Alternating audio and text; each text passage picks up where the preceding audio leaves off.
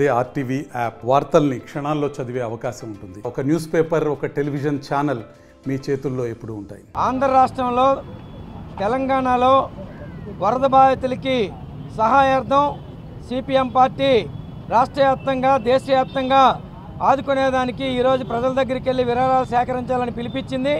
అందులో భాగంగానే విజయనగరం జిల్లా కమిటీ విజయనగరం పట్టణంలోను, జిల్లాలోను ఈరోజు ప్రజలందరి దగ్గరికి వెళ్ళి మానవతా దృక్పథంతో వాళ్ళు ఆదుకుందాం, విరాళాలు ఇవ్వండి అని చెప్పేసి అభ్యర్థిస్తూ ఉన్నాం. ఈరోజు విజయనగరం జిల్లాలో పేదలు, ప్రజలు, కష్టజీవులు అందరూ ఆదుకోవాలని చెప్పేసి విజ్ఞప్తి చేస్తూ ఉన్నాం.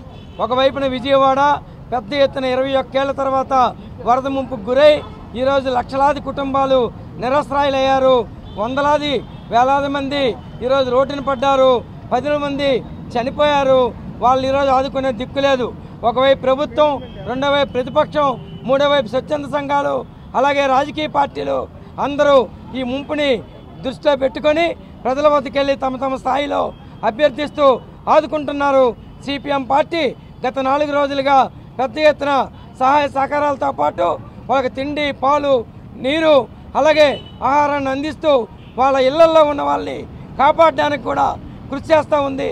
అంతేకాకుండా ఈరోజు రాష్ట్ర వ్యాప్తంగా చేస్తున్న విరాళాలని రాష్ట్ర కమిటీకి పంపించి వాళ్ళని మరింతగా ఆదుకునేదానికి సిద్ధమవుతుంది. ప్రజలంతా మాకు సహకరించాలని విజ్ఞప్తి చేస్తా ఉన్నాం. మరిన్ని వీడియోస్ కోసం ఛానల్ ని సబ్స్క్రైబ్ చేయండి. లేటెస్ట్ అప్డేట్స్ కోసం వాట్సాప్ ఛానల్ ని ఫాలో చేయండి.